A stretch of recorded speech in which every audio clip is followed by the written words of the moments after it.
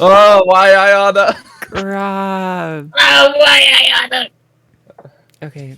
I'm It based. is 11. Feel free to start whenever. Also, if you'd rather us be on stage, we can do that.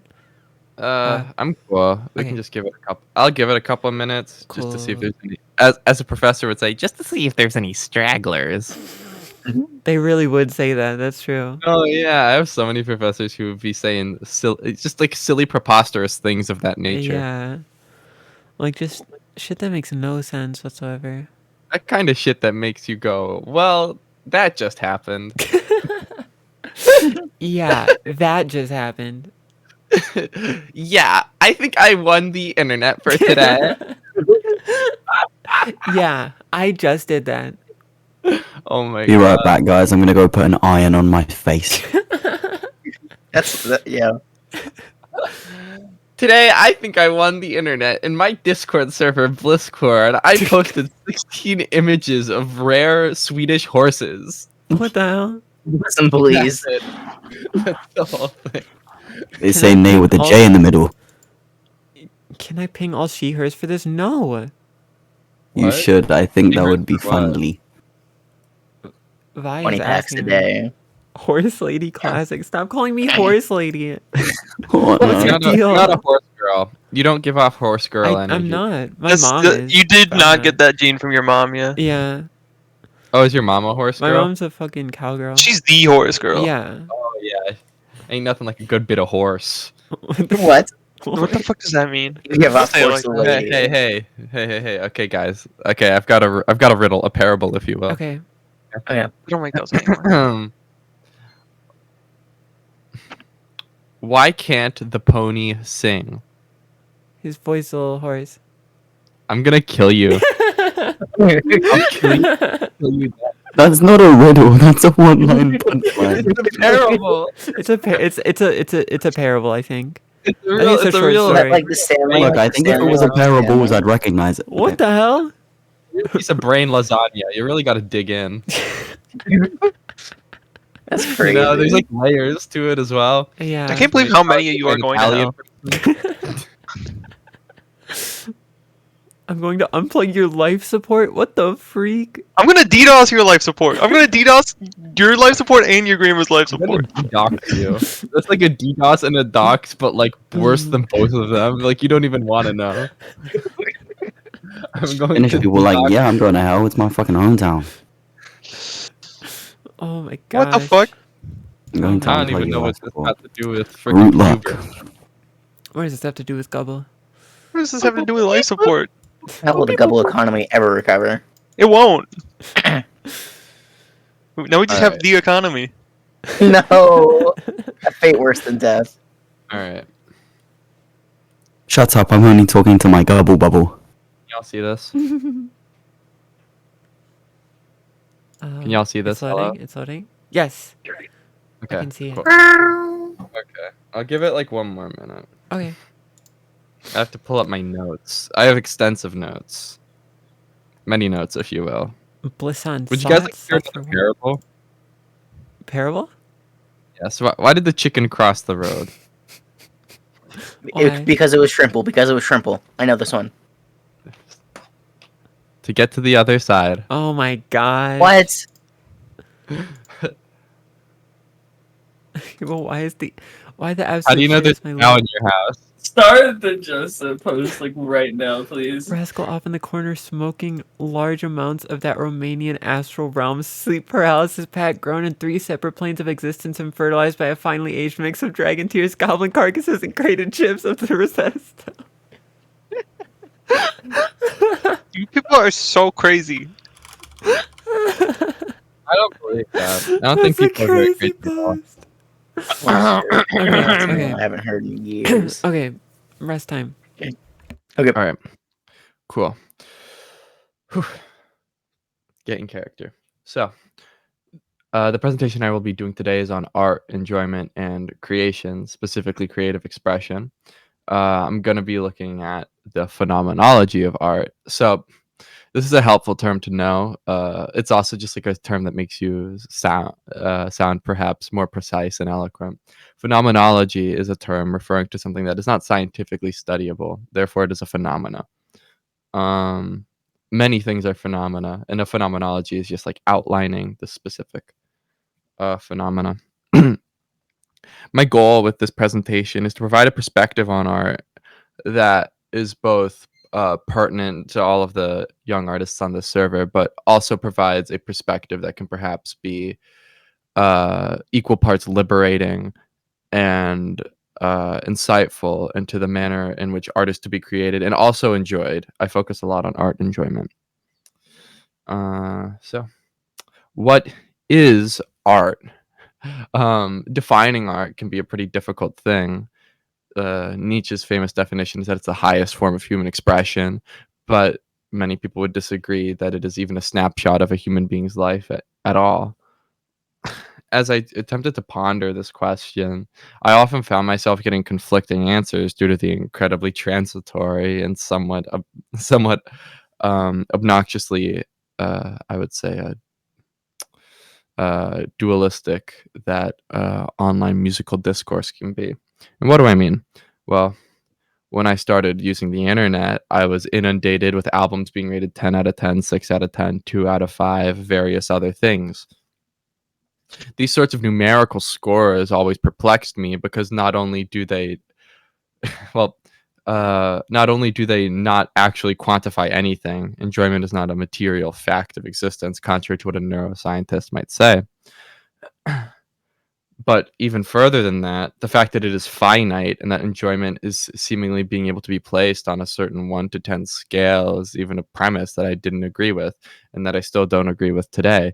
And yet it was the primary mode with which I was able to discuss music in my early days using the internet, especially due to the proliferation of online pop criticism through websites like Rate Your Music and through like YouTube art critics, so on and so forth. I'll be examining in this one as art as a phenomenon, like I said before, and examining art for art's sake, which is the perspective offered by Oscar Wilde. I will also be looking at the reception of art, the creation of art, and how art exists in relation to its audience, because I feel as though terms like death of the author and things in that vein are often wildly misused. Before I continue, I think it is important to note that if you guys have any questions, you can leave them in the chat. I do have my notes open, so I won't be able to check while I'm doing the presentation, but I will answer all of them at the end. And if you just want to DM me a question later, that's cool too. I don't bite. I was quickly, after being inundated with all these scores, introduced to the market of art. That being that particular art is a material value greater than other pieces of art, and that therefore, due to their perception as high art or low art, therefore I should view them in a particular light. I was especially confronted with this sort of competitive ranking of art when I would discuss two of my favorite albums that are still very emotionally important to me, that being Blink 182's Untitled album and Blink 182's Neighborhoods. This band is frequently seen, though this is notably changing quite a bit in recent years, but this band is notably seen as a band that is not high art, that makes pop music, that is not to be examined with any level of depth.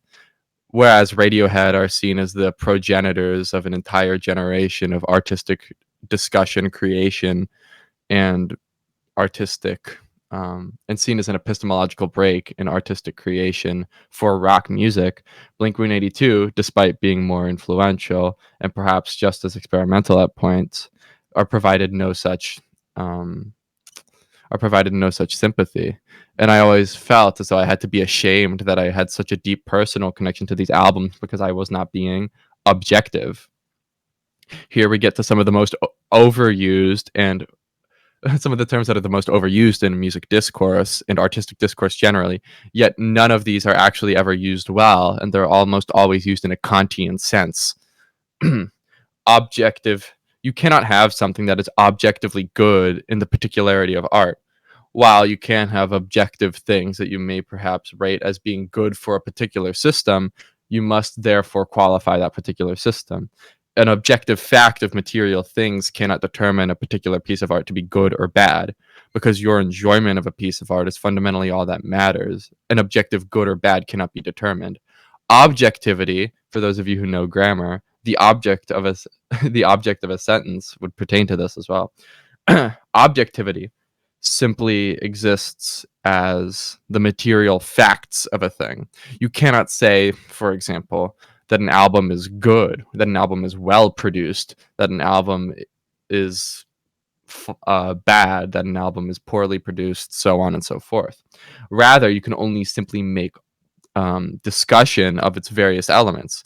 Perhaps it has a rough mix. Perhaps it has melodies that tend to rely on a lot of what we would call typical ballad formations. Perhaps the melodies are very common. That is a material fact. Perhaps the album is produced in a way where it is very clean, or the album is perhaps very done in such a way where it sounds very synthetic. These sorts of things are material facts, although the synthetic point already is starting to get into some subjectivity. But these are the only things that are truly objective about your art as you're creating it and art as you're perceiving it. Therefore, it is necessary to look at subjectivity. Subjectivity is the particular interpretation of art by us as the subject. That's why it's called subjectivity. We, as the subject enjoying art, are now privy to be able to call it good, to be able to call it bad, just in relation to how we enjoy it. For example, if we are to look at these theoretical albums we are talking about, one might be able to say that they enjoy the incredibly rough mix, or one may be able to say that they prefer a synthetic mix. These sorts of things are simply subjective statements based upon an individual's personal engagement with a piece of media. It is not necessary for an individual to have to justify these particular feelings about art. It is not necessary in order to back up the enjoyment of art as though you're creating a philosophical essay or rather a philosophical polemic. The enjoyment of art is a fact in itself. It is not necessary to justify one's enjoyment of art. Rather, criticism in its early form, unfortunately no longer so, but in its early form was simply a way to articulate what made art good and what made art bad. But in the age of number scores and pop criticism, this has perhaps changed.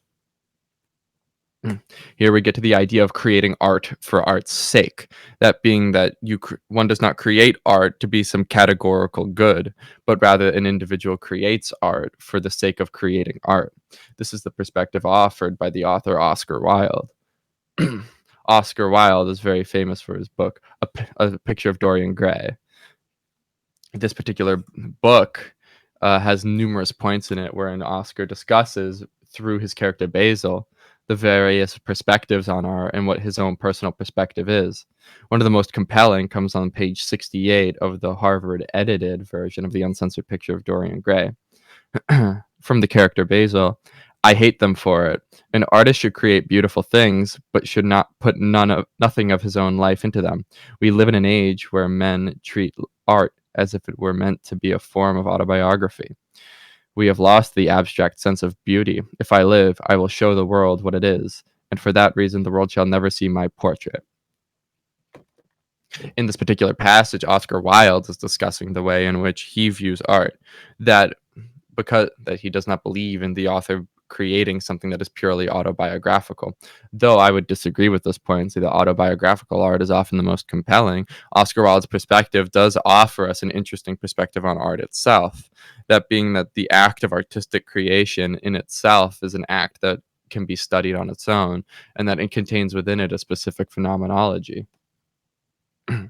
Art has the ability to be incredibly transporting. Art has the ability to also transcend meaning due to the fact that art is in itself something different from other forms of meaning. Take, for instance, this particular portrait of Saint Sebastian. A venerated saint in the Catholic and Orthodox churches, Saint Sebastian was often seen as one of the most holy of martyrs. He was martyred and shot with arrows for his fidelity to Christ. In the modern age, Saint Sebastian is not seen in the same light.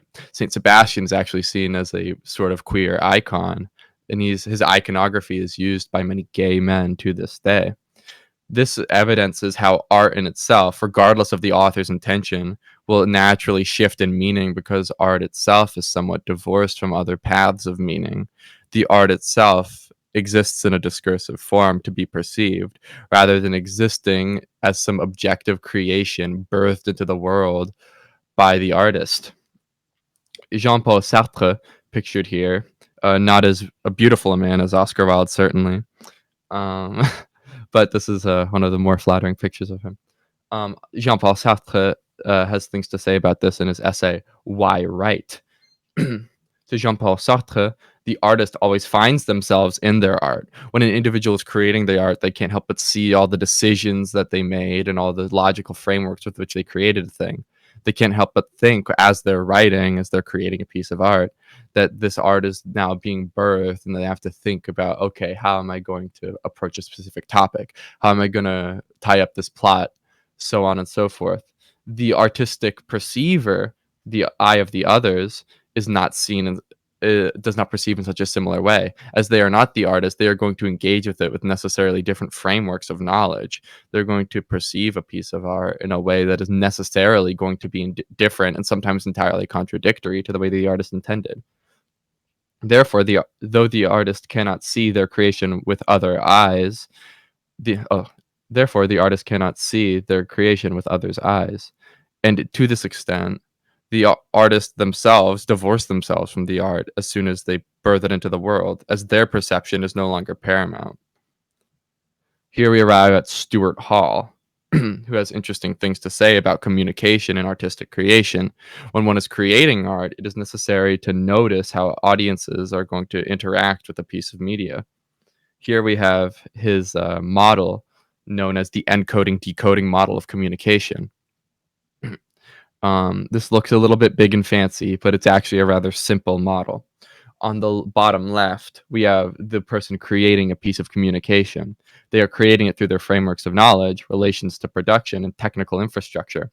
For example, if someone is perhaps copying an Aristotle text in the year 1100, the technical infrastructure is to do so by writing it on parchment, because the printing press did not exist. Their relations to the production were usually that they were monks or aristocracy, or a scribe who was somehow given the ability to write down these texts. Their frameworks of knowledge were necessarily quite different in the medieval times than they are now. Next, this piece of communication is encoded as through meaning structures into a program as meaningful discourse. This is the stage where an individual births something into the world. Once you have said something, once you have put a piece of art out into the world, now the transience of meaning means that this form is now divorced from your own frameworks of knowledge, and yet it exists, having been birthed into the world through those frameworks of knowledge. But since it no longer exists in your own head, now it is open to be decoded. In this decoding, other individuals use their own frameworks of knowledge, relations of production, and technical infrastructure to study what you have said and what you have put into the world. In this sense, when one is creating art, one can see lots of themselves in it and view perhaps their album as an incredibly personal confession, but other people might see themselves in it. They might see it as a deeply personal album to them because it connects very deeply to them. Or perhaps they will think it's compelling because they think it's a really confessional look at a particular individual. Though these are different frameworks of understanding a piece of art, they're necessarily ways of understanding art that are just as valid as one another, as the authorial frameworks of knowledge have once the art has entered its discursive form as meaningful discourse, have now separated from the art itself. I'd like to circle back to that Blink-182 album I was talking about earlier. Many people have characterized Blink-182 as a rather immature band, famous for their fecal humor and perhaps juvenile sense of style, wearing gigantic khaki shorts and playing some of the most basic four-chord riffs imaginable. Despite this, I find that the Blink-182 Untitled album is a deeply emotional album for me, that I listened to at a deeply emotional time of my life, wherein I was feeling very alone, detached from people, and I was feeling a very deep sense of betrayal. This does not mean I have somehow forfeited to my own feelings, because my own feelings are how I should be perceiving art and how I should be allowing myself to get caught up in art and artistic creation. One may perhaps look at this album as like a failed attempt to sound mature from an immature band, but when I read the lyrics to this song pictured on the right, Asthenia, I hear a moving album where on the surface the song may be about an astronaut being lost at space, but it is actually about an individual choosing to alienate themselves from someone they care about a lot and feeling the deep pains as they try to determine whether they should go back to them or whether they should stay on their own and stick with their choice, regardless of the uncertain future that may present them with. To conclude, art is a phenomena, and its enjoyment is not a free market, but is measured by the audience's ability to be transported into the world of that art. This is informed by their personal experience with that art. It should not be seen that personal experience with art or devoting a lot of yourself into art is somehow something to be ashamed of, that you're not making something that is objectively good, because necessarily you as a creator and you as a listener are the subject. So for reading recommendations, here are the readings I referenced. Encoding Decoding by Stuart Hall is a pretty brief essay. It's available in a lot of places. Stuart Hall is one of the founders of cultural studies, which is a very fascinating area of academia at the current moment. And reading Encoding Decoding gives you a good perspective into his insights. It's available for free in many places. Why Write by Jean-Paul Sartre is also freely available, though not in great translation because it's not one of his more well-known texts and he is French. But it does provide a very interesting perspective from an artist on why he believes people should write, therefore creating art.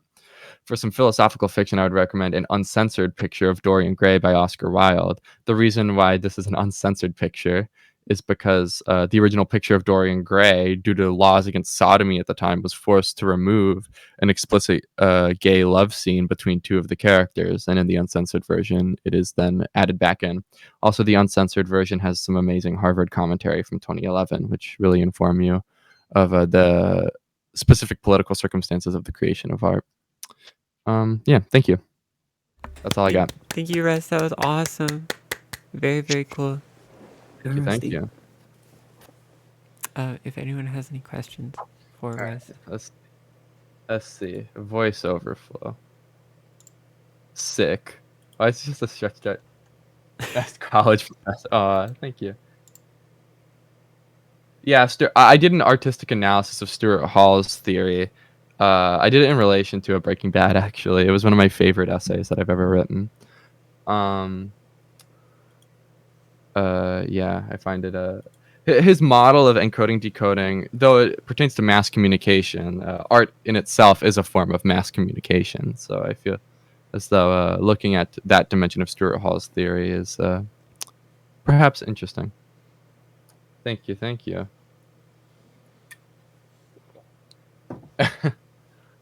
Maybe one day I'll be a college professor, huh? Yo. Maybe one day. I don't know if I want to get like a doctorate, but yeah. Who knows? I'm tired. Grog. Make sure to get sleep, kids. True. Make sure to